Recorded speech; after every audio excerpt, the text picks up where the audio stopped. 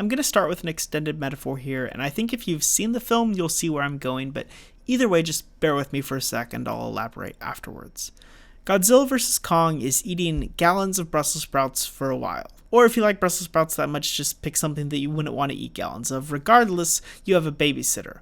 I guess I should mention that you're a child, presumably, in this metaphor. Anyway, your babysitter has promised you that you can eat ice cream after you finish your Brussels sprouts, but those Brussels sprouts seem to be bottomless. They just keep coming.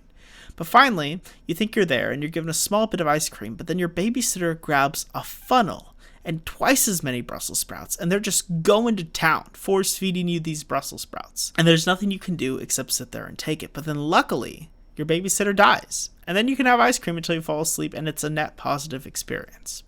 In this story, You Are You, the babysitter is the movie, the Brussels sprouts are the human character plotlines, and the ice cream is kaiju fights. Though they're not as bad as the human characters in Godzilla King of the Monsters, the human characters here are pretty dang bad. Most of them are one note, and all of them quip with little to no success.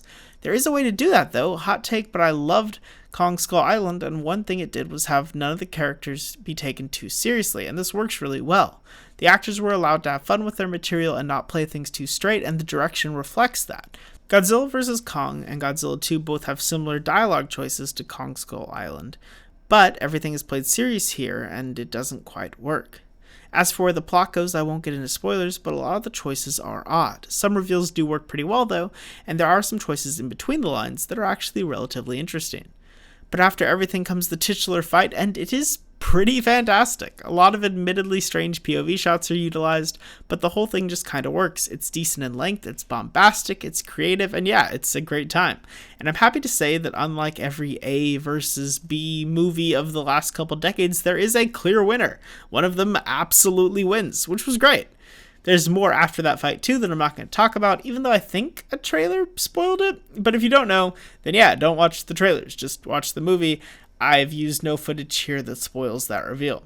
Some other more nitpicky notes, but it's only because I care. This film was shot less well than I hoped. Kong Skull Island did a great job of filming to show the sheer scale of Kong, and I feel like that's not captured here nearly as well. Also, they wanted to get to the big fight quicker, which I understand, and I kind of agree with given the material, but because of that, there are some jarring scene transitions where it feels like a reel was just missing, or something to that effect. Overall, this film does seem like a means to an end for its big fights. With that said, the big fights are kinda great though. I'd like these movies to play it less seriously moving forward, however, if they don't want to tackle the huge themes of the original respective works. And even though the first half of this movie is a bit of a trudge, I really did have a net positive experience, which lands this at a 6 out of 10. In case you're curious, that puts it in third place for me, above Godzilla King of the Monsters at a 4 out of 10, but below Godzilla 2014 at a 7, and Kong Skull Island, which is definitely my favorite, at an 8. If you dismissed Skull Island, you should revisit it. It's dumb fun, but it knows it, nothing's taken too seriously, and it just kinda works. Plus it's shot really well. I didn't expect my review to devolve into praise for a different entry, but here we are. Anyway, I know this one was kind of short, but honestly, it's a giant lizard versus a giant monkey, and you probably don't need my critical analysis to go watch it. If you did watch it, let me know what you thought in the comments, and I will see you all next time with another video. Peace.